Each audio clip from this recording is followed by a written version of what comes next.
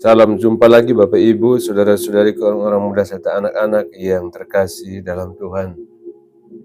Kita masuk hari Kamis pekan biasa ke-24 tanggal 18 September 2025. Kita merenungkan bacaan dari surat pertama Rasul Paulus kepada Timotius bab 4 ayat 12 sampai 16 dan Injil Lukas bab 7 ayat 36 sampai 50. Dalam nama Bapa dan Putra dan Roh Kudus.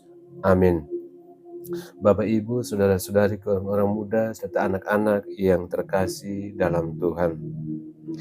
Injil hari ini membawa kita masuk ke dalam sebuah adegan yang sangat indah dan menyentuh.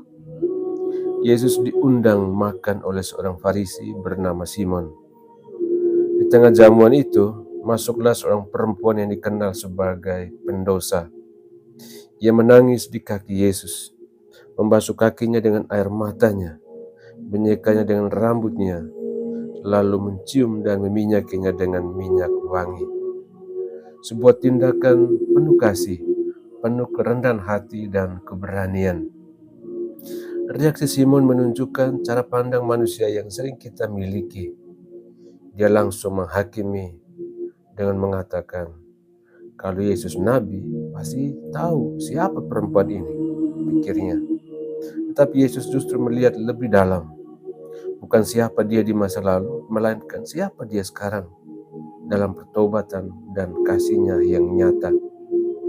Perempuan itu mungkin sudah jatuh berkali-kali dalam dosa, tetapi air matanya hari itu menunjukkan iman dan penyerahan yang tulus. Dan Yesus menegaskannya, imanmu telah menyelamatkan engkau, pergilah dengan selamat. Bapak Ibu, saudara-saudari, orang-orang muda serta anak-anak yang terkasih dalam Tuhan. Kita seringkali lebih mirip Simon daripada perempuan itu. Kita mudah memberi label pada orang lain dengan mengatakan, dia orang berdosa, dia tidak pantas, dia tidak layak. Kita menilai berdasarkan masa lalu, bukan pada hati yang terjadi saat ini. Padahal Allah tidak melihat seperti manusia melihat.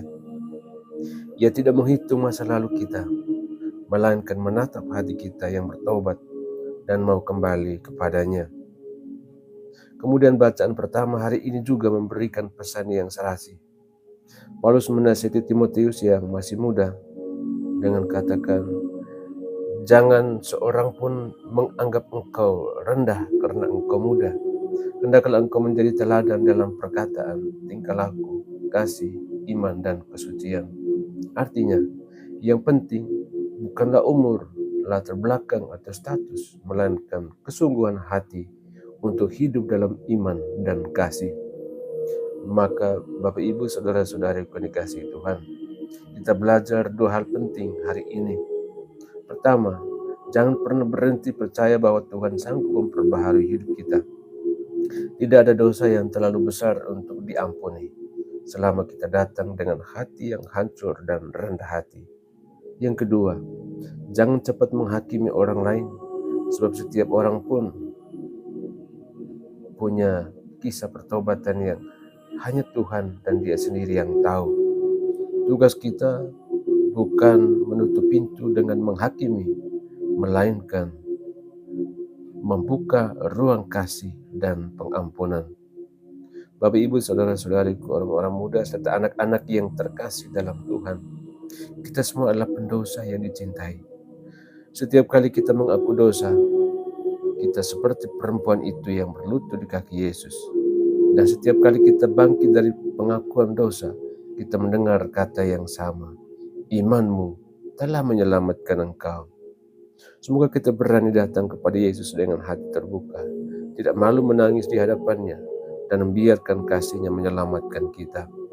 Dan kita pun berdoa, Tuhan Yesus yang penuh kasih, ajarilah kami untuk rendah hati mengakui kelemahan kami, dan jangan biarkan kami cepat menghakimi sesama.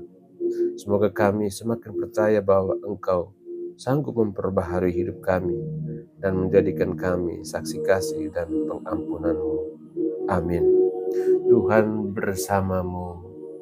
Semoga kita sekalian, semua mereka yang kita kenangkan dalam doa-doa kita dan usaha-usaha kita senantiasa dilindungi, dibimbing dan diberkati oleh Allah yang Maha Kuasa, Bapa dan Putra dan Roh Kudus. Amin.